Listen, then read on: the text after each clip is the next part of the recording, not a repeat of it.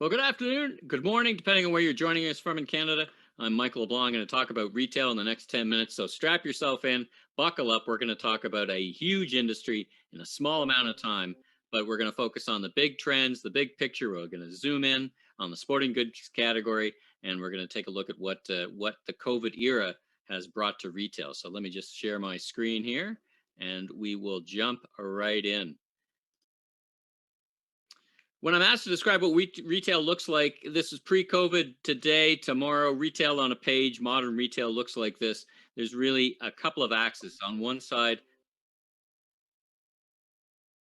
value and convenience and luxury, and on the other end, you've got experience and efficiency. Those retailers acting in those end points of that quadrant are doing better than those who choose the middle, the boring middle, deaf in the middle. Retail isn't dead. Boring retail is, as my podcast partner Steve Dennis, best-selling author, talks about. And the need to be remarkable has never been more important. And that is the case before COVID, and that will be the case after COVID. So being remarkable means picking a spot on this spectrum: value, convenience versus luxury, efficiency versus experience. I think we could all name retailers that fit along those spectrums. Those who are winning on those edges. The ones in the center are struggling to make a name for themselves and struggling to compete. Well, all this was in play, and then COVID came along, and COVID really hit retailers either like a sledgehammer or a shockwave. And depending on where you were, the commodity you sold, whether you liked your landlords, whether your landlord liked you, it all depended on many functions. But really, retail has been changed and is going through tremendous transformation because of the COVID era.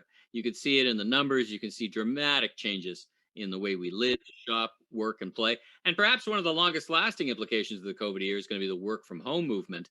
That really wasn't a thing, so to speak, in the before time. And we'll see how much of that is and takes place, because that has massive implications on retailers, where they're located, how much people shop online. And just to give you an order of magnitude, over 400,000 people a day go in and out of the downtown core in Toronto alone. And the numbers are different, but the order of magnitudes are the same for cities around the world, including the great cities around Canada. So that has tremendous impact on stores, how people shop, where people shop, and how we live. And what we've seen is this rise of the outdoor economy. So initially, in the first days of the COVID crisis back about a year ago, you saw runs on toilet paper, so to speak. You had all kinds of panic buying. Now what you're seeing is consumers buying according to the way we live and adjusting our lifestyles. We're probably in looking, for example, at another year of staycations this summer. That means more pools, more hot tubs, more patio heaters, more decks. That will likely continue. So there is some upside in terms of some of the commodities: grocery, home improvement, gardening, furniture, outdoor economy, pets, alcohol, and cannabis, all doing well. However, categories like apparel, food service, of course, the restaurants, footwear, travel, and if you're reliant on tourism, that isn't going so well. Those are really, really struggling. And here's a look at numbers just out from Stats Canada from the month of December, which also gives us the year-to-date numbers. So on the surface, things look okay, right? Retail's up 3% year over year. We'd take that any ordinary day. Unfortunately, once you scratch one level below the surface, you find great winners, and then you find great losers. The chart on the right actually indicates month-over-month change versus year over year. If when you look at year over year changes, again, categories like home improvement, grocery, they're thriving because of the changes in the way we shop and live. But so retail is very different. It's very different depending on what you sell and how you sell it. You can see sporting goods kind of covers a gamut.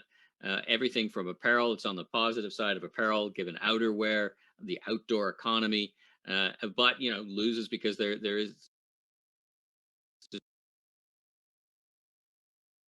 less team sports. There's less of that happening. So when we talk to retailers, there's pros and cons, so to speak.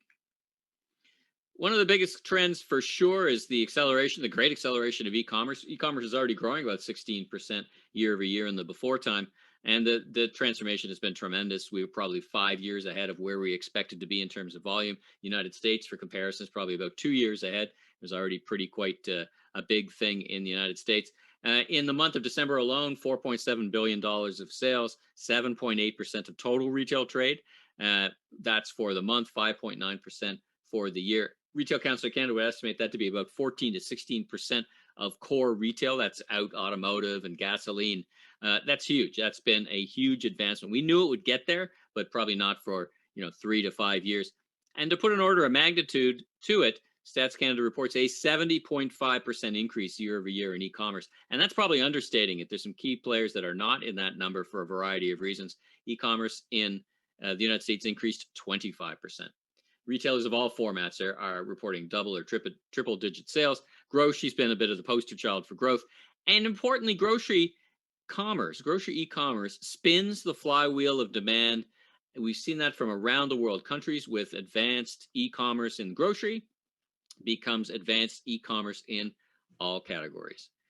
Zooming into the categories itself, into sporting goods, where Stats Canada reports that it does mix it in with hobby, book, and music, so it does get a little blurry exactly to try to figure out the trends, but I'll report the order of magnitude as well. On the right-hand side, stripped out as retail sales of sporting goods equipment, about $5.3 billion markets in 2019. Here's the 2020 numbers just out on Friday. So this is sporting goods, hobby, book, and music stores. Again, this category bundled together, but as you can imagine, sporting goods, pretty significant piece of that. And you can see the dramatic drop in and around the first lockdown.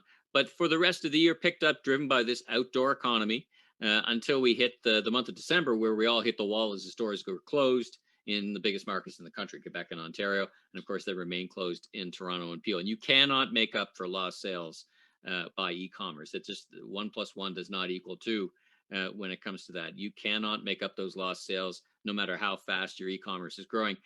Put differently, if e-commerce accounts for 10, 15, even 20%, it still means 80% of your sales are being done in your brick and mortar stores, which in today, Toronto and Peel are closed only open if you're an essential retail, deemed an essential retailer. We also see tremendous change in the customer behavior. We probably haven't seen a circuit breaker like this on customer behavior since the Second World War. My friends at Rewe asked Canadians what they would do and how they would shop differently post-COVID, post-vaccine. Take a look at out of where 57% of Canadians said they would shop differently than they did before COVID. What does that mean? It doesn't necessarily mean e-commerce. You can see some of these channel shifts, order of magnitude, that are just huge. I mean, 31% going over to the branded website, 33% to general retailer. Why general retailer? Because we are seeing the renaissance of one-stop shop. It's safer. It's more Canadians are consolidating where they shop. And thrift is a huge trend. It is estimated by some that the used apparel market will exceed the fast fashion market in 10 years. We'll see what happens because of the COVID era. And when we ask them why they're changing the behaviors, once again, we come back to where they work, and it's different. Change in lifestyle, work arrangement, things are different. I'm going to work and shop near where I am. I live in I live in Mississauga. I haven't been to Toronto very often to go shopping. I'll shop locally, and that also means that Canadians are supporting their local retailers. You can see that as the third line. 16% of Canadians say they do it because they want to support their local retail. That doesn't necessarily mean small Main Street. That just means Canadians know that we connect the dots between the people employed, the companies that sponsor our kids' soccer teams when we have soccer teams again. It really matters to connect the dots of the economy. It matters to be local. So let's talk about the key trends, particularly to the sporting goods retail trends. Brand direct and DTC models are going to flourish. They've already underway. Canada Goose, for example, shifting from wholesale to retail. But now with so many Canadians shopping online, it opens the door to brand direct strategies and as well. With the opportunity to create your own stores as well as e-commerce. And don't forget, there's going to be lots of space to create those stores. There's going to be some dislocation in retail. So we'll see how that pans out. Consolidation and focus, simply, big brands, Canadian Tire announcing they're shutting down their national sports brand, consolidating that into their stronger offerings, and focus. as e-commerce grows, as e-commerce takes up 10, 15, 20% of sales, you probably need less stores, or those stores function differently. They're perhaps smaller, they're more entertainment focused, more experience focused. And then so that factors in the strategy around where and how you're investing. Maybe less stores downtown, maybe more stores in the B and C malls that are in communities across the country. And then new and resurgent retailers. We've got examples of retailers from around the world still coming to Canada, still seeing Canada as a very active and strong market. Great players, Altitude Sports, benefiting from the lift in e-commerce, already a strong player. Sale and its counterpart Sportium going into protection. Don't forget, protection doesn't mean they're gone. Many retailers have gone into protection and come back out. MEC being one of them, purchased by private equity from the US, not closing very many stores, has a nice second life to rebuild and build and come back stronger. Sporting Life, again, private equity owned. And Decathlon is the foreign from France, big, huge global player, setting up first a beachhead in Quebec and now starting to expand across the country. Of course, Golf Town, part of Sporting Life, private equity owned. And Sport Chek, the Canadian tire brand that is a behemoth in terms of its size, all of which are benefiting one way, shape, or another from the outdoor economy, but struggling because their stores are closed. And again, there's no making up for that loss. So what do we think about 2021? Well, will life return to normal? Yes, but mostly no. It's probably an 8-month plus mulligan.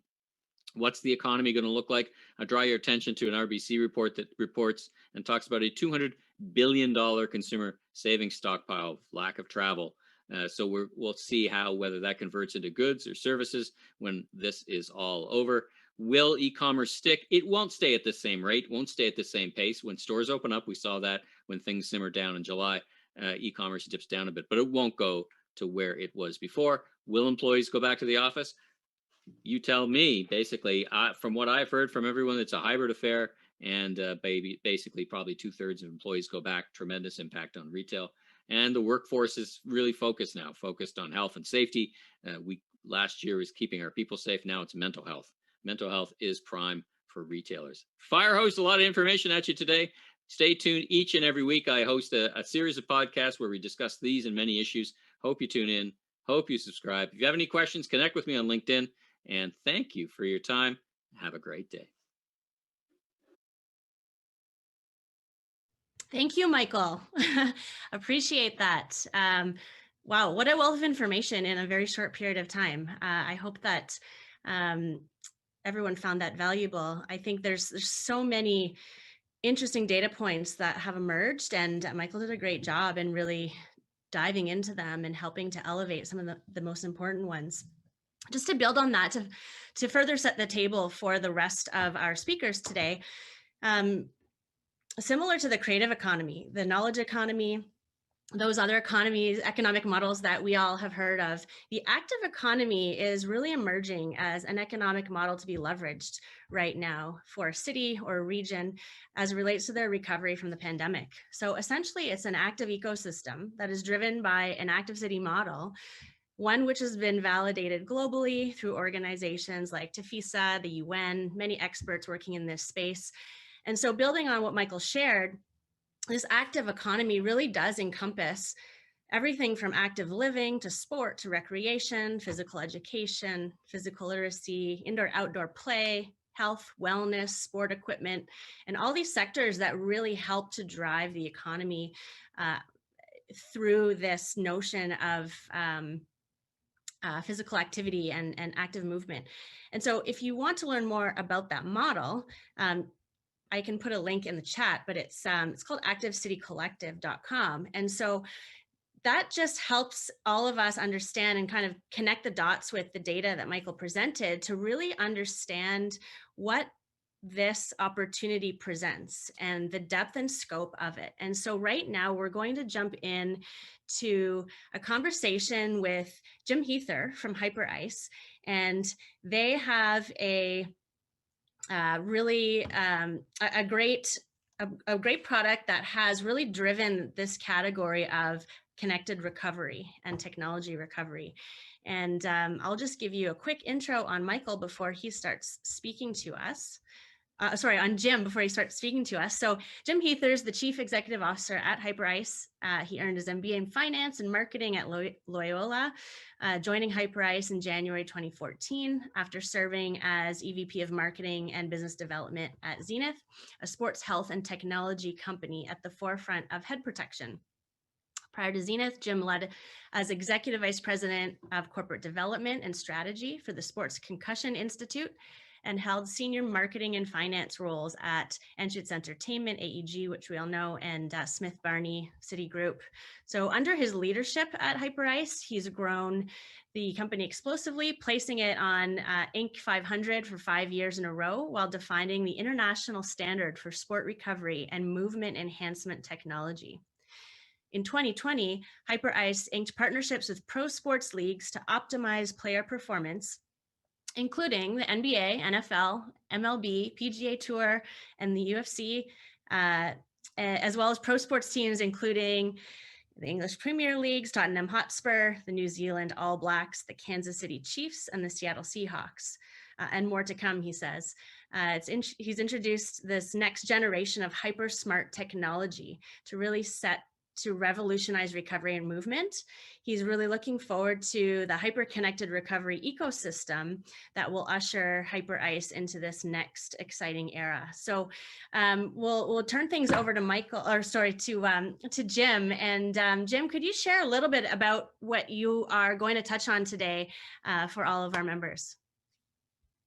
I'd love to cover the partnership strategy and some of the opportunities that we've created within the space. I think they are very exciting. And then looking at COVID as an accelerant and some of the behavior changes as it relates to wellness. And also we'll cover a little bit on our pro athlete investors, which is, I'm sure, something exciting for everybody here. So a little on Hyperice. For those of you that have read about the company, we are a health tech, recovery tech company, really focused with a big vision of helping everybody on earth move better, live better. If you read about the history of Hyperice, it actually was founded in 2010. Some of the first athletes that were involved in the company, such as Kobe Bryant, Blake Griffin, LeBron James, all contributed to the popularization of the product and the product line. So we were really born in the pro training room with professional athletes. And our goal there was, if we can create a series of products and technologies that can help pro athletes perform at the highest levels and increase their longevity so they can perform at the highest levels for the longest period of time, we can then take that technology and all of our learnings and methodology and bring them to the masses and have a worldwide impact.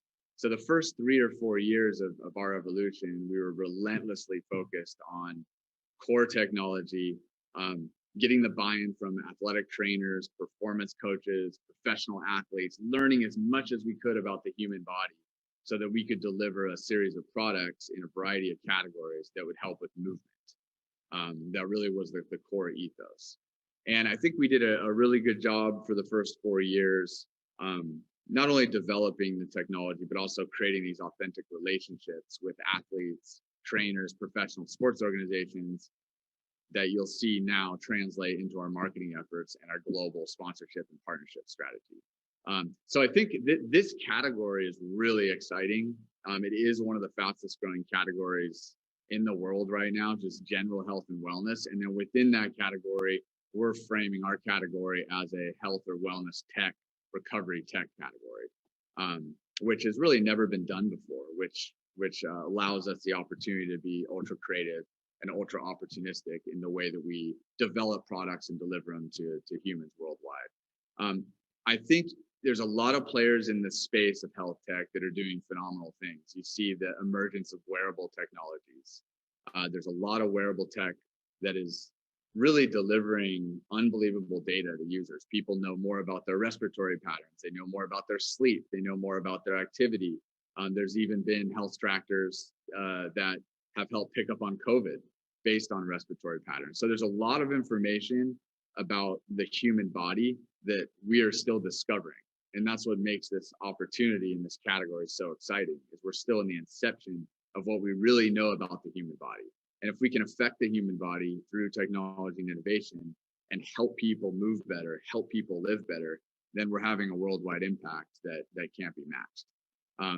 So I think when you look at how brands are differentiating right now, with kind of the new generation of consumers, people are very into brands, right? They want to know more about what the brand stands for, what the movement behind the brand is, who's behind the brand. This is more of a priority than it ever has been. It used to be you'd make product decisions just based on, you know, how many speeds or how many, about what the battery life was or whatever it will. Consumers are much more conscious now of brands and what the brand stands for. So there's a lot of great companies right now in the space that are doing a good job positioning themselves as, you know, pitching a movement, which is something we do really well as an organization. Humbly, we sell the movement. What are we trying to do? We're trying to help everybody move better and live better, right? We're not just trying to sell you one of our devices. So I think that's been a differentiating factor, is just our vision and value articulation, and allowing people to understand what is the why, right? Why are we here? What are we trying to accomplish? People really connect with that. Our partnership strategy also has been pretty exciting, and you may have seen the recent partnerships with the NBA, NFL, Major League Baseball, PGA Tour. We just partnered with the Los Angeles Lakers. We partnered with University of Kentucky, Tottenham Hotspur out in UK, All Blacks, the rugby, very popular, world-renowned rugby team in New Zealand. All of these organizations and partnerships were really created for a couple reasons. First off, obviously there's a marketing effect to it. There's an impact and reach on being able to utilize those great brands in connection to elevate performance for the athletes, and then teach consumers why the technology is elevating the performance for the athletes. So that's been one of the attributes that we've kind of looked for in these strategic partnerships.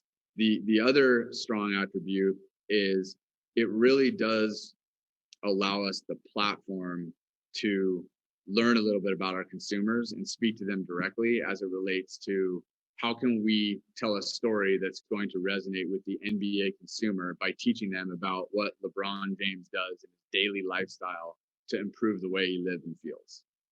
So you'll see in a lot of our marketing strategy, we're starting to unlock that opportunity in teaching people about all the secret weapons, so to speak, that pro athletes have been using for years to elevate performance and longevity. So that's been an exciting element. And then tying the story back kind of full circle, when you look at the foundation of our company, working with pro teams, working with athletes, and then recently in September, we raised a round of fundraising. We raised 48 million at a 700 million valuation, led by Main Street Advisors, SC Holdings, 3 of the top leagues in the US, NFL, Major League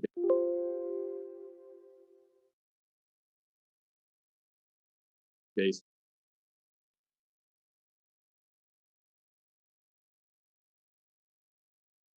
More about their respiratory patterns. They know more about their sleep. They know more about their activity. There's even been health trackers that have helped pick up on COVID based on respiratory patterns. So there's a lot of information about the human body that we are still discovering. And that's what makes this opportunity in this category so exciting, is we're still in the inception of what we really know about the human body. And if we can affect the human body through technology and innovation and help people move better, help people live better, then we're having a worldwide impact that can't be matched. So I think when you look at how brands are differentiating right now,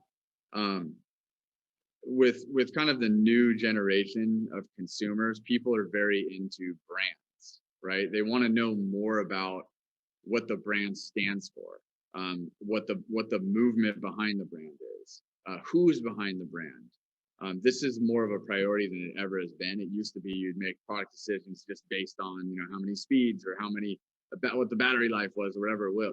Consumers are much more conscious now of brands and what the brand stands for. So there's a lot of great companies right now in the space that are doing a good job positioning themselves as, you know, pitching a movement, which is something we do really well as an organization. Humbly, we sell the movement. What are we trying to do? We're trying to help everybody move better and live better, right? We're not just trying to sell you one of our devices. So I think that's been a differentiating factor, is just our vision and value articulation, and allowing people to understand what is the why, right? Why are we here? What are we trying to accomplish? People really connect with that.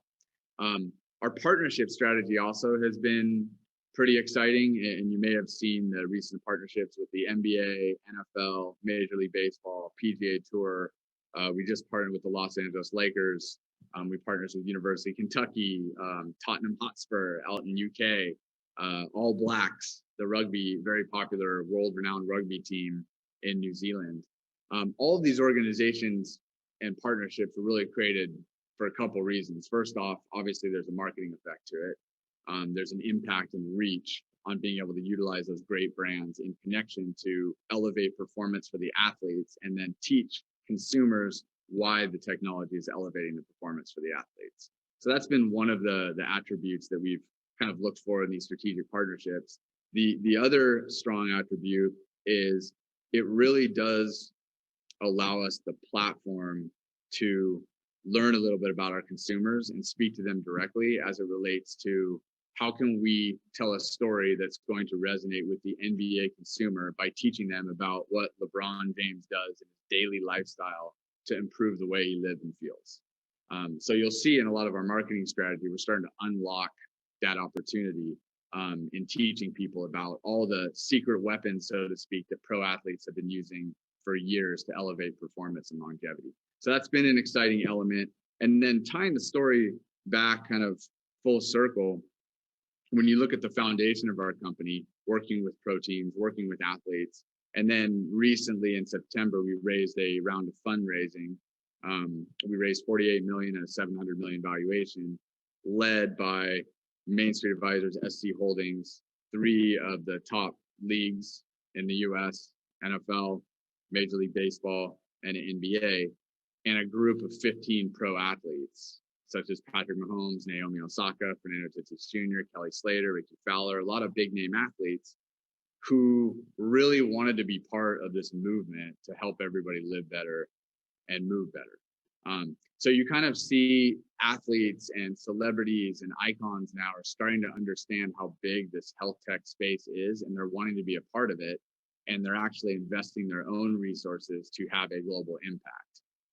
So that element is really exciting. I think when you look at COVID as well, it has definitely been an accelerator for the space, not just in technologies that help people with COVID. That's not particularly what I'm talking about. I think it's more that consumer behavior has changed, and people now are more mindful about what they're putting into their bodies, what they're doing to elevate their performance, how they feel in the morning, what they can do to enhance their health and wellness. There's just a change and a shift in mindset. And I think that provides opportunity for a lot of brands such as us to then tell a story that really resonates with the end consumer, which I think is very impactful. So as you can tell, I'm very excited about this space. I think we're in the very inception of where this is going to go.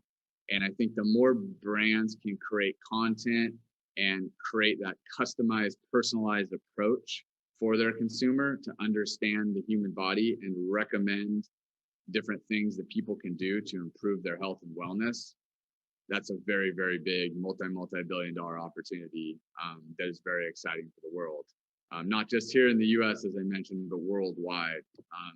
This is a space that can have a lasting impact on humanity for a really long time. So that's a little bit about our background and a little bit about our story. And yeah, we look forward to continue building partnerships and continuing to innovate and finding new technologies that can help every human on Earth live better and move better. Hello, my name is Chris Engst, and I'm a Director of Products and Services at TELUS Health, and I'm responsible for the management and growth of Babylon by TELUS Health. Thank you, Katrina, for asking me to attend today's event. I'm super excited to be here as the topic of connected health is near and dear to my heart. If you'll indulge me for the next 5 to 8 minutes, I'm going to tell you a story about how TELUS has become one of the largest virtual healthcare service providers in Canada, and how this is helping to differentiate our brand in the marketplace.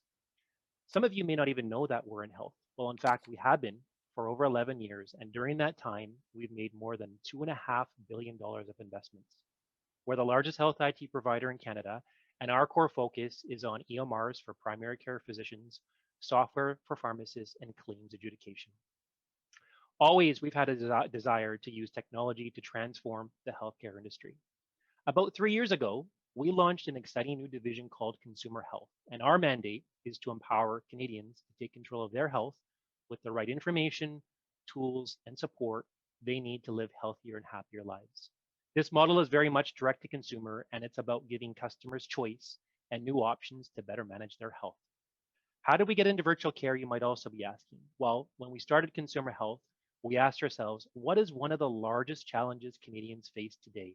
And access kept coming to the top of the list.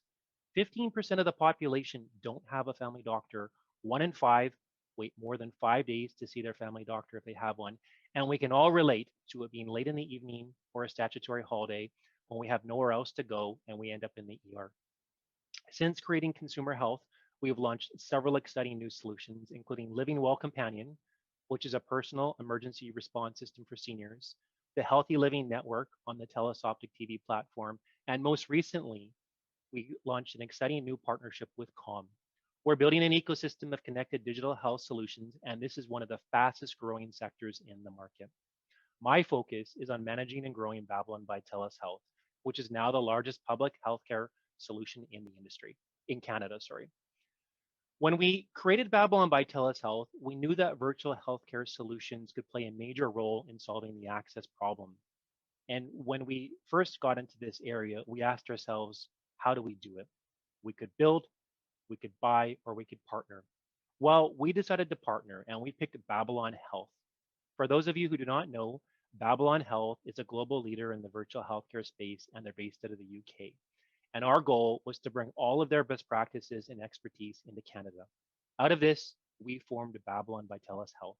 For us, it was very important that customers knew this was a service brought to them by TELUS. It was also complementary to Babylon, as the TELUS brand adds significant credibility and trust as one of the largest telecom providers in the country. So in a way, this would be a good example of how we created a strategic partnership to accelerate our entry into the virtual care arena and to leverage two strong brands to forge ahead. So how does the service work?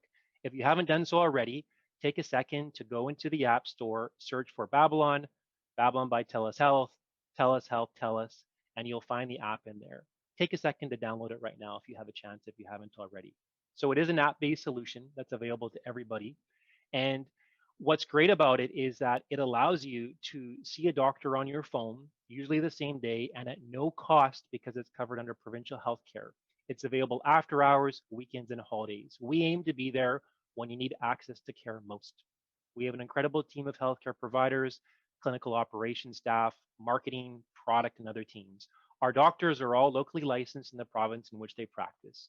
The app also includes many innovative news tools like our AI-powered symptom checker, health check, monitor, and a clinical record. Health check, for an example, is an easy way for you within a matter of about 10 to 15 minutes to do a survey to understand how healthy or how at risk you might be of potential diseases and other illnesses. Our focus is on excellent quality of care and the patient experience, and every part of the solution has been designed to fix for the pain points we are commonly used to. We launched Babylon by TELUS Health on March 5th, 2019 in BC, and spent the first year building our clinical operations and marketing the service. We had two initial challenges. First, educating people they could see a doctor on their smartphone, and second, that Babylon by TELUS Health was a service that was available to them. We used lots of different marketing tactics out of home, print, media, commercials, digital and social. There was a time in Vancouver where you couldn't go anywhere without seeing Babylon by TELUS Health wrapped on a bus, SkyTrains, or in shelters. We also use sponsorships, the World Juniors, BC Place, and ski resorts. In fact, right now, if you were to go to many ski resorts within BC, you would see lots of branding of Babylon by TELUS Health there. More recently, we've entered into other types of partnerships too that are very exciting for us, such as Y Yoga, Healthline, Skip to the Waiting Room, and several different pharmacy brands. Really what we're trying to do is to place ourselves where we can insert into that patient journey when patients are looking to discover different types of healthcare services to help them with their needs. Patients love the service, and we've received thousands of testimonials. And we've seen over time that patient referrals is now one of our biggest drivers of new customers. And then COVID hit, and our world changed forever like everybody else's. We saw a 10x increase in demand within weeks of COVID. And what was initially considered unique became the new normal overnight. For patients and providers, no different than for all of us in terms of how we work now, leveraging tools like Zoom to engage in virtual discussions. At the same time that COVID hit, we were expanding into Alberta, Saskatchewan, Ontario, and we also launched a French version of the app, and we opened 2 physical clinics in BC. We also expanded our services to include access to mental health counselors, dietitians, and different types of specialists. And now I'm proud to say that somebody downloads the Babylon by TELUS Health app every 30 seconds. Think about that. Every 30 seconds, somebody across the country is downloading our app, and thousands of Canadians are receiving care. What I'm most proud of is that during this entire time of amazing growth, our consult rating, it continues to be 4.9 out of 5. After every single consultation, we give patients the opportunity to give us feedback, and that feedback has been astounding. Think about the volume and goodwill we're able to generate through Babylon by TELUS Health. Going forward, we're going to focus on scaling Babylon by TELUS Health even more and building the brand. We want household recognition, and we want customers to know that this has been brought to them by TELUS. We are more than just a telecommunications company. We already know from our data that customers who use Babylon by TELUS Health have a significantly improved opinion of our brand, and we hope they will be more willing to engage with us and stay longer. At the same time, though, our value proposition is becoming more complex as we add different types of services to the app, but we need to keep our messaging simple. Our marketing mix will continue to be highly digital and social for the foreseeable future, and a lot of traditional out-of-home advertising is hard to rationalize during the COVID era. This makes things like sponsorship marketing and different partnerships even more important to think about what is the appropriate placement of those to ensure that we capture the minds and hearts of patients. We also need to continue to be mindful that healthcare is a regulated market, and this is a public service, and what comes along with that. So when I think about sponsorships and partnerships in a bit more detail, we'll be looking for partnerships to add to our core marketing strategy, whether through sponsorship marketing or otherwise. What we look for is like-minded organizations and services that fit within the context of a patient's health and wellness journey. It needs to extend beyond partnership, though. It needs to be something where patients can realize synergistic benefits from being able to access our digital health services and those of our partners. What gets me excited? Think mental health, mindfulness, chronic disease management, fitness, and diet. Aging independently and working with organizations that are helping Canadians in this regard. And it doesn't matter what industry you work in, because these relevant topics are for everybody, as customers, as employees, as families, as citizens. So everyone has or can have a role to play in connected wellness. It just needs to be genuine and meaningful and create real benefits.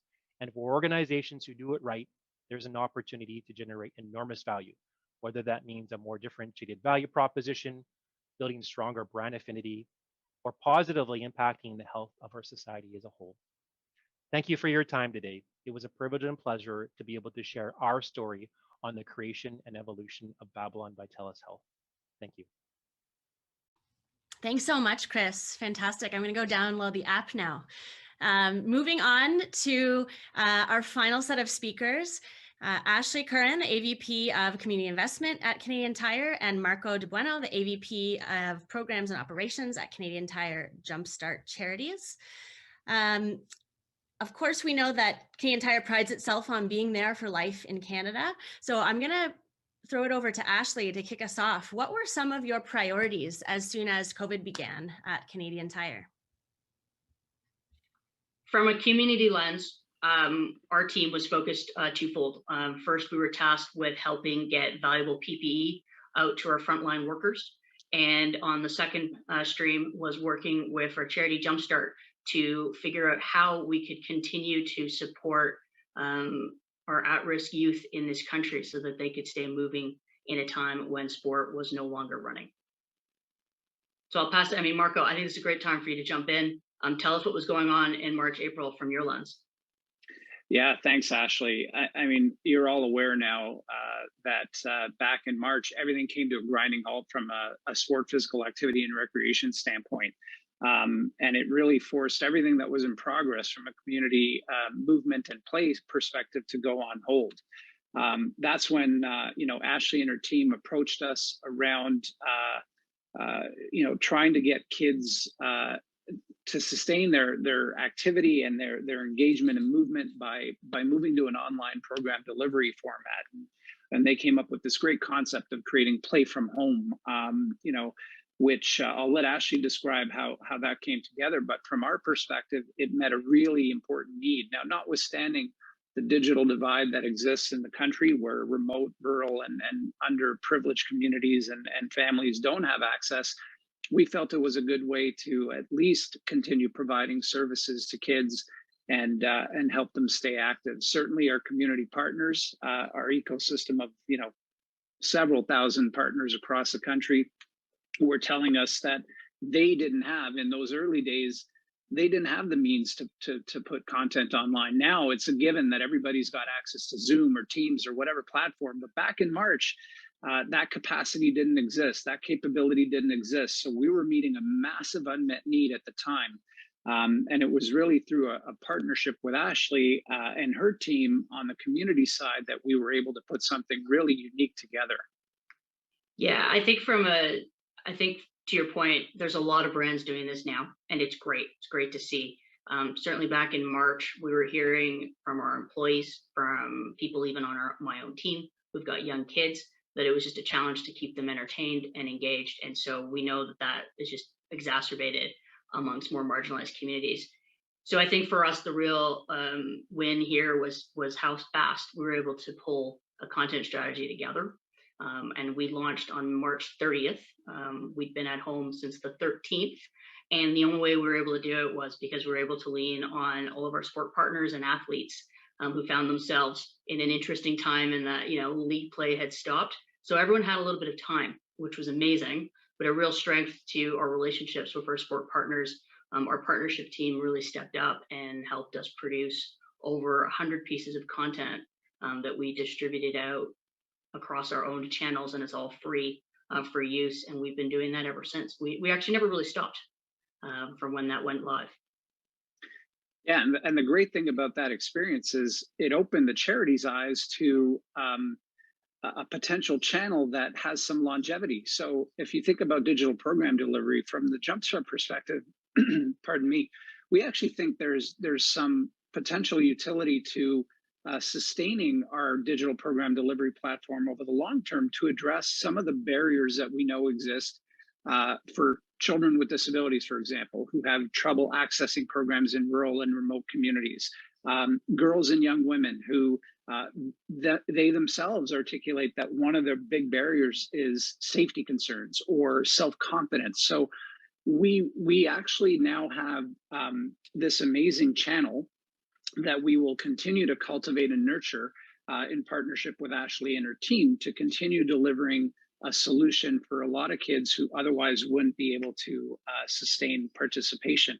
The other thing that we noticed with this is it allowed us to really tap into some of the needs that our community partners were and challenges that they were facing.